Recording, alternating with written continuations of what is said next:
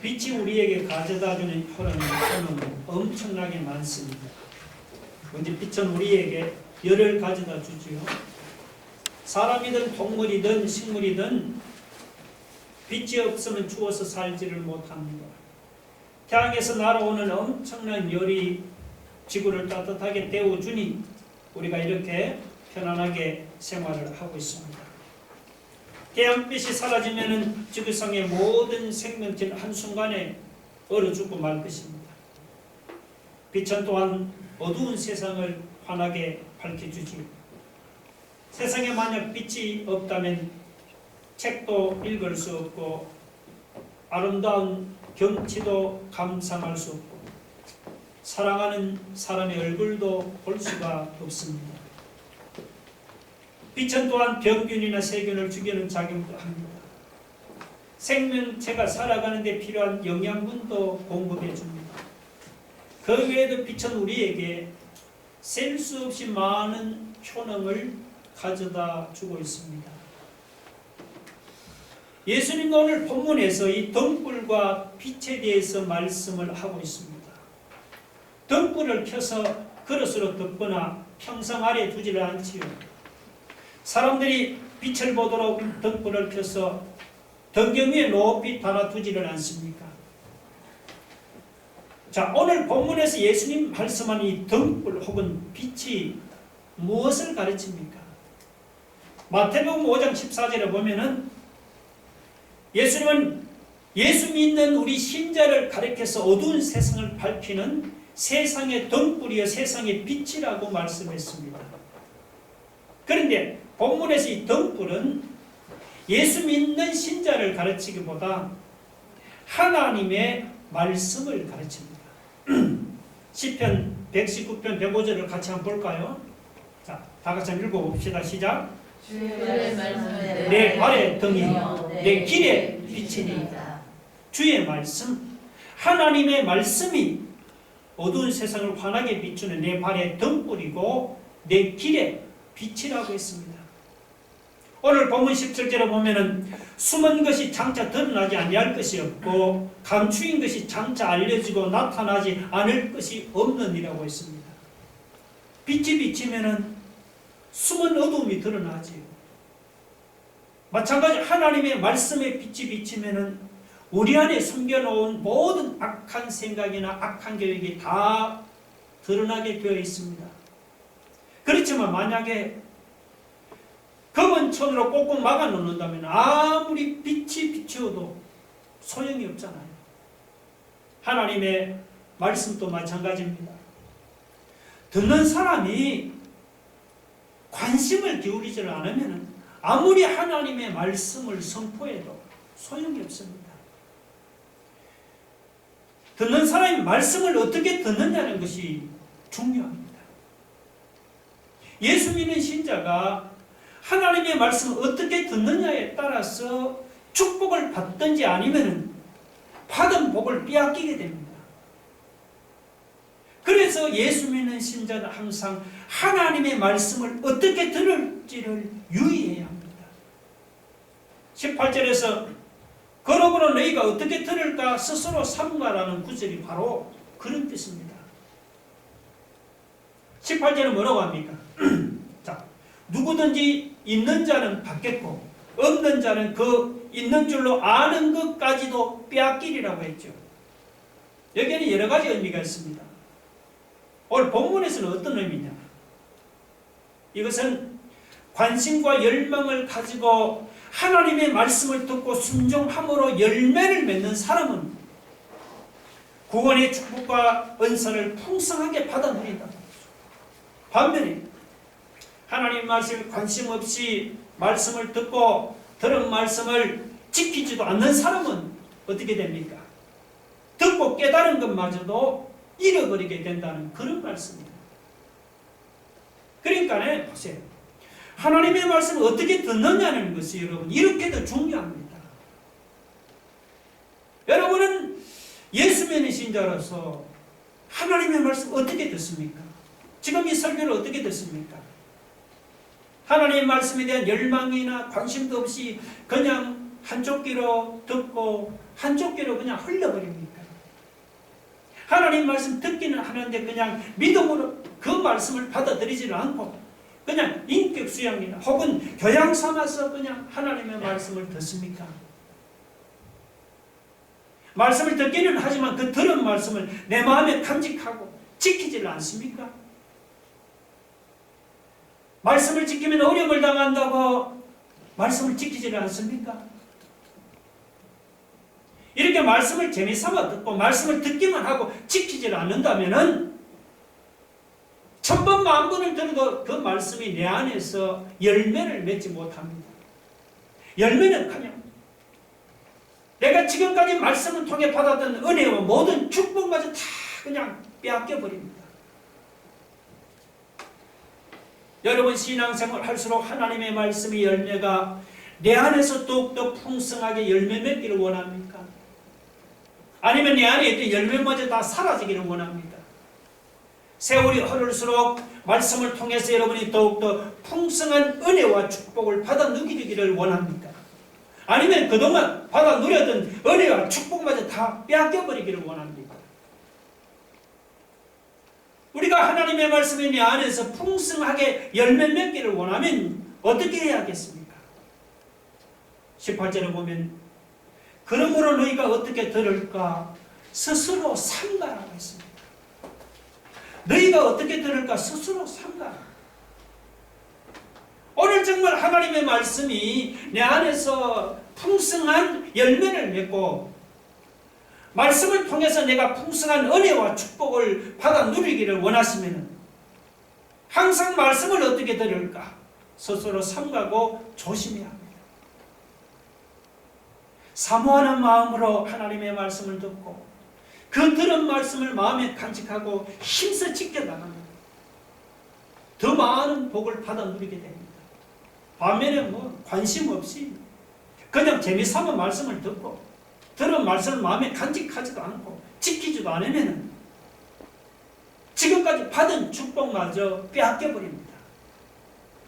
여러분 교회를 다니고 믿음 생활을 할수록 더 많은 복을 받아 누리기를 원한다면 관심 없이 재미삼아 말씀을 들을 것이 아니고 뜨거운 관심과 열망을 가지고 사모하는 마음을 가지고 말씀을 듣고 들은 말씀을 힘들고 그 마음에 간직하고 지켜나갈 수 있기를 주의 이름으로 축원합니다.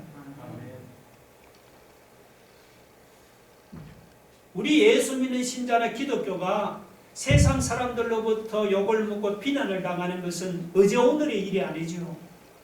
그런데 요즘에 와서는 기독교를 비난하는 것이 특별히 더 심한 것 같습니다.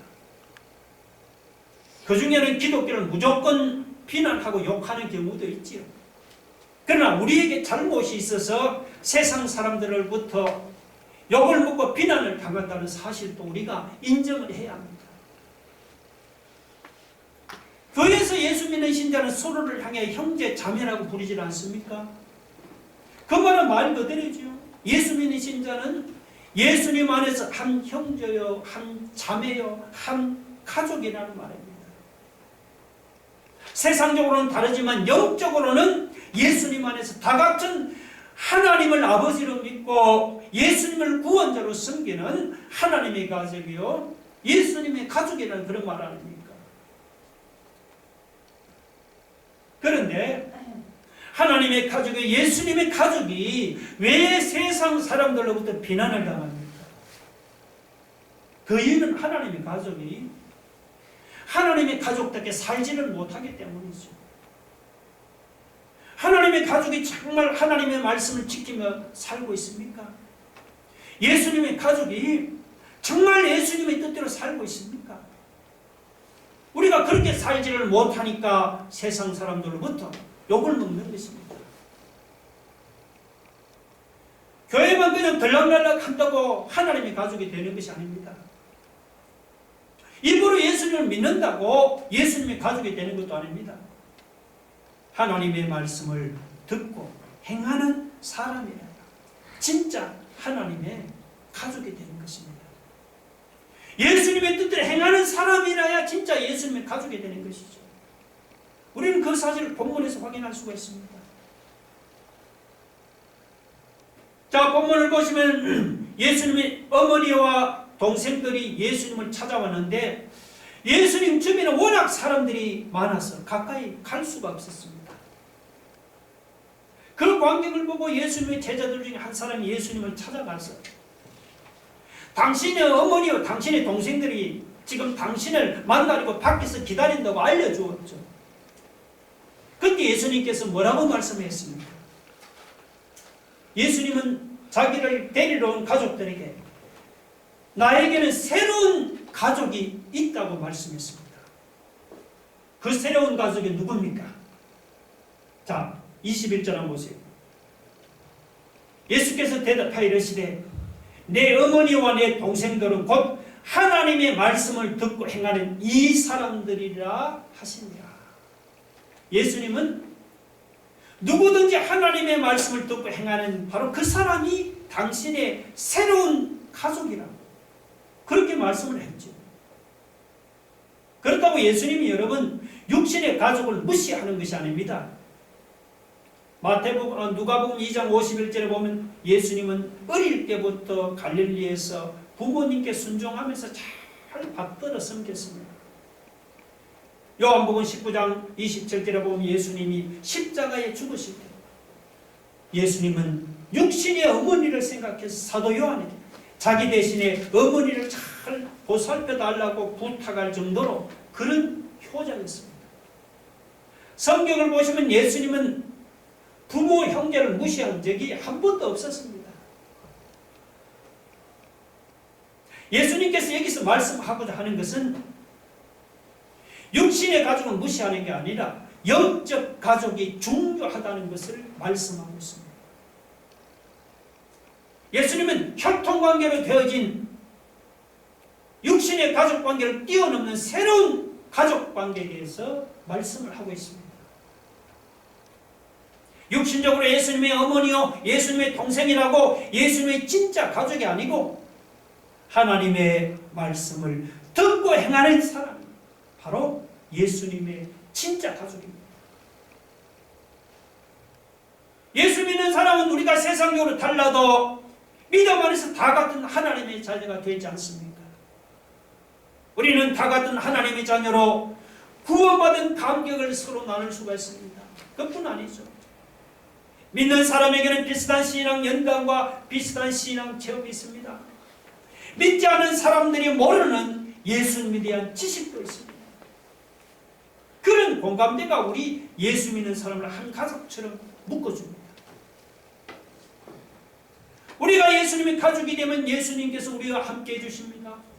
예수님이 우리와 함께 하시면 우리는 주님을 통해서 세상을 이기는 힘과 지혜도 얻게 되죠. 그뿐이 아니죠.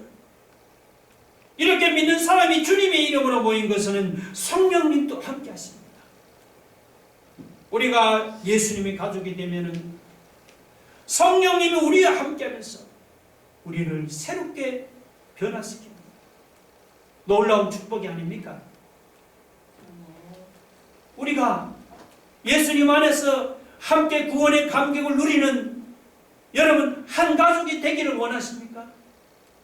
예수님 안에서 함께 기뻐하고 함께 슬퍼하는 동고동락의 은혜를 나누는 한 가족이 되기를 원하신다면 여러분 하나님의 말씀을 근성으로 흘려듣지는 마세요.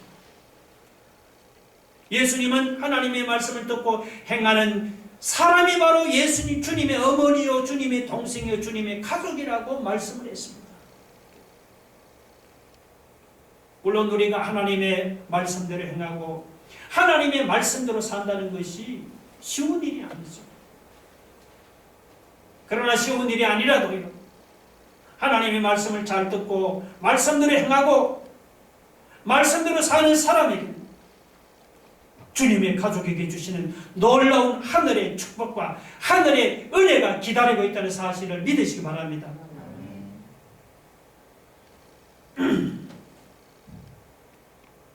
자, 마지막으로 여러분 22절로 25절은 우리가 잘 아는 내용이죠.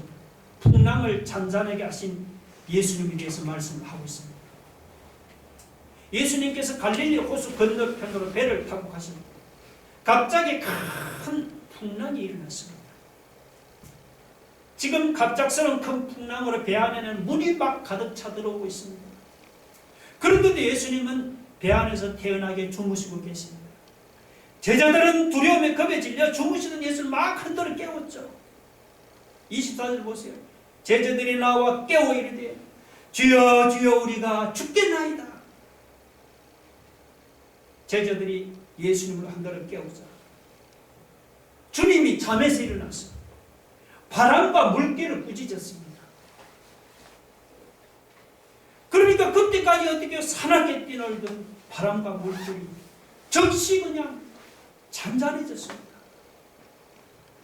그때 예수님은 제자들을 보시면서 너희 믿음이 어디 있느냐 하면서 제자들을 책망했죠. 자, 이것이 22절로 25절의 내용입니다. 여기서 우리가 얻을 수 있는 교훈을 한 두 가지 한번 생각해 볼 수가 있습니다. 하나는 뭐죠? 예수는 우리가 해결할 수 있는 문제도 해결할 수 있다는 것입니다. 이 갈릴리 호수는 그 수면이 지중해 수면보다 200m나 낮은 지역이 있습니다. 수면은 낮은 데다 호수 주변에는 아주 높은 산들이 병풍처럼 둘러쳐 있습니다. 그래서 이 기압의 차이가 생기면은 갑자기 그 산에서 호수면으로 사나운 광풍이 불어서 큰 그 물결이 일어난다고 합니다. 지금 예수님과 제자들이 배를 타고 갈릴리 호수를 건널 때 갑자기 그 광풍이 불어왔습니다. 맹렬한 광풍에 잔잔한 호수가 갑자기 큰 그냥 풍랑으로 요동을 쳤습니다. 배는 넘실거리는 파도에 잠겨서 잘 보이질 않습니다.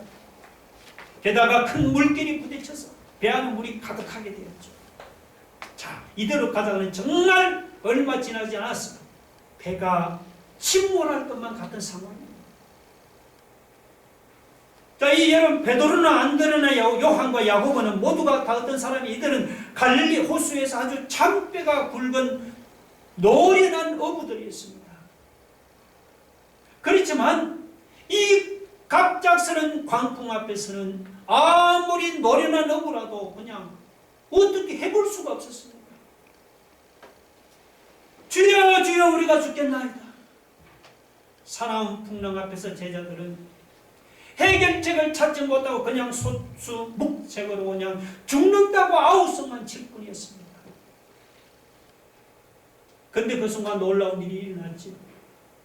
예수님 주무시는 예수 일어나서 그 바람과 물결을 꾸짖으니까 아니 그때까지 사납게 뛰는 바람과 물결이 그냥 즉시 잠잠해졌습니다. 사나운 풍랑 앞에서 노련한 제자들이 할 수 있는 것은 아무것도 없었습니다. 그때 예수님은 말씀 한마디로 그 사나운 풍랑을 한순간에 그냥 잔잔하게 했습니다. 제자들이 해결할 수 없던 문제를 예수님은 말씀 한마디로 여러분 쉽게 해결했습니다. 간혹 여러분 왜 TV나 그 마술쇼를 보면은 입으로 막 큰 차를 끈다든지 그죠? 혹은 그 손가락으로 여러분 숟가락을 휘는 사람 봤습니까? 저도 봤어요. 그런 사람을 볼 수가 있죠. 근데 사나운 바람과 물결을 잠잠하라 꾸짖어서 잠잠하게 했다는 것, 여러분 그런 사람 찾아볼 수가 있습니까? 없잖아요. 사나운 바람과 바다를 그걸 꾸짖어서 잠잠하게 할 수 있는 것은 사람이 할 수 있는 일이 아니죠. 이거는 하나님이 아니고는 할 수 없는 일입니다. 그렇지 않습니까?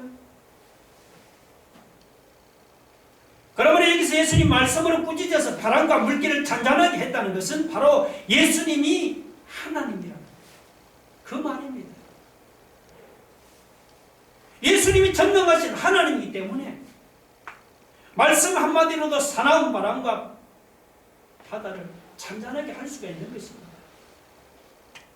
예수님이 전능하신 하나님이기 때문에 우리가 해결할 수 없는 문제도 예수님은 해결할 수 있는 것입니다. 여러분 믿습니까? 여러분 인생 살다 풍랑을 만난 사람이 없습니까? 내 힘으로 해결할 수 없는 문제에 부딪힌 사람이 없습니까? 풍랑에 부딪히고 문제에 부딪혔다고 우리가 문제나 풍랑을 바라볼 것이 아니죠. 사나운 풍랑이나 문제를 바라보면 마음이 낙심되고 절망될 뿐이죠. 내가 해결할 수 없으니까. 문제에 부딪힌 사람은 그 문제를 바라보지 마시고 제자들처럼 예수님을 찾아가서 도와달라고 기도하기 바랍니다. 자, 제자들 보세요. 제자들이 자기 힘으로 해결할 수 없는 풍랑을 만났을 때 그들은 예수님을 찾아가서 도움을 구했잖아요. 24절 보세요. 제자들이 나와 깨워 이르되 주여 주여 우리가 죽겠나이다. 여기 나왔다는 말은 다가간다 이런 뜻이에요. 제자들은 풍랑을 당했을 때 예수님께 다가갔어요. 죽으시는 예수를 막 흔들어 깨우면서 주님께 도움을 구했습니다. 예레미야 29장 12절 같이 한번 읽어봅시다. 다 같이 시작. 너희가 내게 부르짖으며 내게 와서 기도하면 내가 너희들의 기도를 들을 것이요 너희가 온 마음으로 나를 구하면 나를 찾을 것이요 나를 만나리라. 예수님이 예레미야에게 하신 말씀. 너희가 내게 부르짖으며 내게 기도하면은 그 기도를 내가 너희들의 기도를 들을 것이요 너희가 온 마음으로 나를 구하면 나를 찾을 것이요 나를 만날 것이라고 말씀했습니다. 여러분, 내가 해결할 수 없는 문제라고 낙심하지 맙시다. 여기서 말씀으로 풍랑을 잔잔하게 하신 예수님은 내가 해결할 수 없는 문제도 그분은 해결할 수가 있는 거예요. 여러분, 우리가 제자들처럼 주님을 찾아갔어. 주님이 풍랑에서 나를 살려달라고 주님께 도움을 구하시기 바랍니다. 우리가 주님을 찾아갔습니다. 주님께 도움을 구하면 주님이 내 부르짖은 기도를 들으시고 오늘 풍랑을 잔잔했듯이 나의 문제도 해결해 주실 줄로 믿으시기 바랍니다.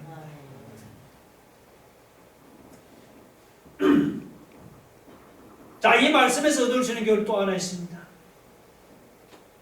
우리가 풍랑을 해결하려면 풍랑 중에 말씀하는 주님의 음성을 들어야 한다는 것입니다. 25절을 보니까 제자들에게 이르시되 너희 믿음이 어디 있느냐? 이것은 예수님이 믿음 없는 제자들을 책망하는 말씀이죠. 내가 너희와 함께 있는데도 너희들은 어찌하여 무서워하느냐? 믿음이 적은 자들아. 이런 책망의 뜻이 담겨 있잖아요. 여러분, 믿는 사람이 어려움을 당하면 어느 정도까지는 믿음으로 이겨나갑니다. 내가 예상한 정도까지는 믿음으로 잘 대처해 나갑니다. 그런데 내가 예상하는 것보다 더 심한 어려움을 닥치면요, 아이고 이제는 모든 것이 끝장났구나. 마음에 이런 두려움이 밀려옵니다. 본문을 보면 제자들이 그랬습니다. 갈릴리 호수에서 잔뼈가 굵어 노련한 어부들이다. 웬만한 풍랑은 그냥 제자들이 걱정하지는 않습니다. 그런데 이번 풍랑은 이거는 보통 풍랑이 아니죠. 자, 23절을 보면 거기 광풍이랍니다. 광풍이 나오죠. 광풍. 말 그대로 미친 바람이라는 뜻입니다. 지금까지는 보지 못했던 사나운 바람이 그냥 미친 듯이 덮쳐오니까 제자들도 그만 두려움에 빠져버렸습니다. 자, 그렇다고 여러분, 제자들에게 믿음이 전혀 없다고는 할 수가 없죠. 일찍이 제자들이 고기 잡던 배와 그물을 버려두고 예수를 따라 나서지는 않았습니까? 만약 제자들의 믿음이 없었다면 어떻게 모든 것을 그렇게 버려두고 예수님을 따라가겠다고 그렇게 결단할 수 있었겠습니까? 제자들이 모든 것을 버려두고 예수님을 따라 나선 것을 보면은 제자들이 분명히 믿음이 있었던 것이 분명합니다. 그렇죠? 그런데도 풍랑을 만납니다. 믿음 있는 제자들이 마치 믿음 없는 불신앙인처럼 행동했습니다. 제자들만 그런 게 아니에요.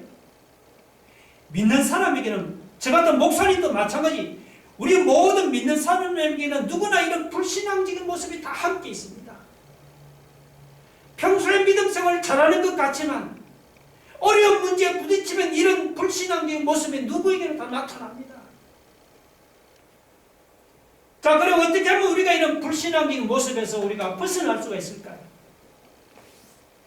여러분, 우리가 불신앙에서 벗어나려면은 풍랑 중에 여러분 자꾸 무엇을 보려고 해서는 안 됩니다. 무엇을 보려고 하면은요, 두려움만 생길 뿐입니다. 여러분 그렇지 않습니까?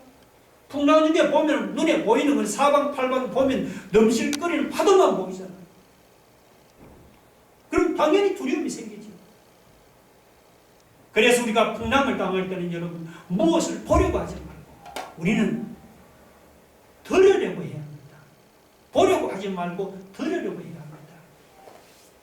그럼 무엇을 듣겠습니까? 풍랑 중에 뭐 도와주겠다는 사람의 말을 들어야 합니까? 여러분 풍랑을 당할 때, 여러분 풍랑 당해 보셨습니까? 풍랑을 당할 때는요, 사람의 말이 아무런 도움이 되지 않아요. 도움이 안 됩니다. 풍랑을 당할 때는 사람의 말을 들을 것이 아니고 주님이 내게 뭐라고 말씀하는지 주님의 음성을 우리가 들어야 합니다.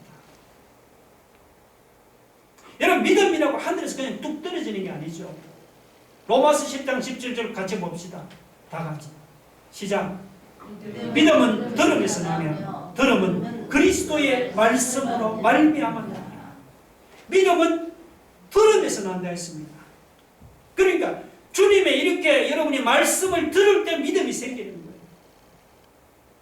우리가 주님의 말씀을 듣다 보면은 약한 믿음이 강한 믿음으로 세워지고 흔들리는 믿음이 견고한 믿음으로 세워지고 주님의 말씀을 듣다 보면은 의심하는 믿음이 확신하는 믿음으로 세워집니다.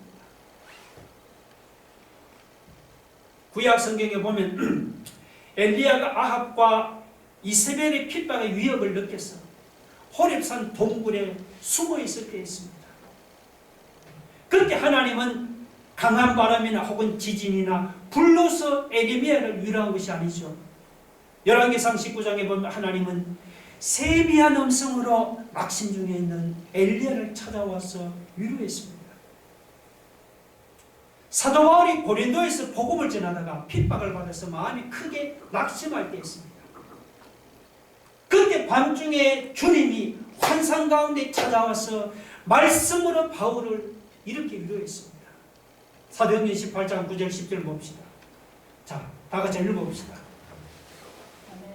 두려워하지 말고 환상 가운데 바울에게 말씀하시되 두려워하지 말며 침묵하지 말고 말하라. 내가 너와 함께 있음에 어떤 사람도 너를 대적하여 해롭게 할 자가 없을 것이다.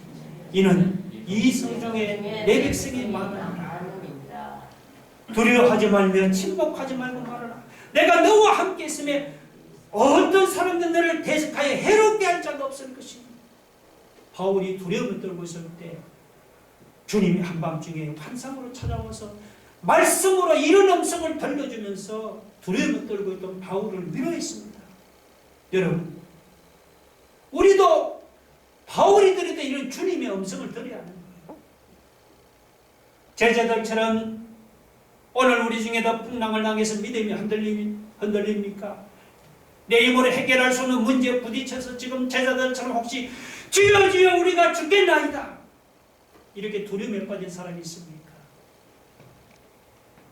여러분, 내 인생에 풍랑을 당하고 내 인생에 내게 해결할 수 없는 문제에 부딪혀서 내 믿음이 흔들릴 때가 어때요? 바로 그때가 여러분 나에게 말씀하는 주님의 음성을 들을 때입니다. 믿음은 땅에서 그냥 솟아나는 게 아닙니다. 믿음은 하나님의 말씀을 들을 때 생깁니다. 하나님의 말씀을 들을 때 약한 믿음이 강하게 세워집니다. 흔들리는 믿음이 견고하게 세워집니다. 우리도 엘리야처럼 사도 바울처럼 풍랑 중에 말씀하시는 여러분, 주님의 음성에 귀를 기울여 보세요. 주님의 음성을 들으면 낙심하는 사람에게 힘이 생기고, 절망하는 사람에게 소망이 생기고, 주님의 음성을 들으면요, 두려워하는 사람에게 용기가 생깁니다. 주님의 음성을 듣고 주님의 말씀을 들으면 풍랑 중에도 주님이 나와 함께 하시면 나를 지켜주신다는 이런 확신이 드는 거예요. 주님의 말씀을 들으면 풍랑이라는 인생의 바다도 거뜬하게 건너가게 될 줄로 믿으시기 바랍니다. 우리 한번 다 같이 기도하겠습니다. 여러분, 주님의 음성을 들으면 풍랑 중에도 주님이 나와 함께 하시고 나를 지켜주신다는 확신이 듭니다. 주여, 바울처럼 엘리야처럼 풍랑 중에 말씀하는 주님의 음성에 귀를 기울입니다. 주여, 내게 말씀하여 주옵소서. 주님은 풍랑을 잔잔하게 하신 주님은 내가 해결할 수 없는 문제를 해결해 주십니다. 우리가 주님을 찾아가서 도움을 받고 내가 해결할 수 없는 문제도 주님이 다 해결해 주십니다. 주여, 오늘 이 시간 풍랑을 하니 주님 찾아와서오니 오늘 이 자리가 주여 말씀을 통해 주의 음성을 듣는 이 자리가 되게 하옵소서. 세상의 음성에, 사람들의 음성에 귀를 기울이기 시작합니다. 나를 찾아와서 일하는 건 주님의 음성에 귀를 기울이고 그 주의 음성을 듣고 우리가 힘을 얻고 다시 일어나는 그런 역사가 나타나게 해달라고 다 같이 통성으로 기도하겠습니다. 할렐루야. 하나님은 제자들이 풍랑을 아버지 하나님 정말 하나님 죽게 되었다고 주님이 그들을 찾아오셨습니다. 엘리야가 하나님 아버지 낙심했습니다. 주님은 세미한 음성으로 찾아오시는 것입니다. 사도와리 전도를 하다가 핍박을 받아서 낙심하고 있습니다. 한중에 주님이 환상을 찾아오셨습니다. 말씀으로 화음을 이뤘습니다. 주여, 오늘 우리가 하나님 아버지 풍랑 중에 어려움 중에 누구를 찾아가겠습니까? 주여, 우리에게 찾아 말씀으로 위로하시는 주의 그 말씀을 듣기를 원합니다. 세미한 음성으로 말씀하시는 그 주의 말씀을 듣기를 아버지 하나님, 이 시간 하나님 말씀을 통해 주님 우리 심령이 말씀하여 주시옵소서. 낙심한 자, 어려운 자가 있다면 이 시간 하나님 풍랑 중에 찾아오신 말씀하는 그 주님의 음성을 주여, 우리가 다시 한번 힘을 얻고 아버지 하나님 우리가 풍랑 중에 다시 한번 힘을 얻고 일어나는 그런 놀라운 역사가 나타날 수 있는 주여, 오늘 이 시간 주께서 말씀을 통해 찾아오셨어. 우리 심령을 만져주시고 하나님 아버지 우리가 말씀하는 주님의 음성을 듣고 다시 한번 힘을 얻고 일어나는 놀라운 역사가 나타나게 하여 주시옵소서.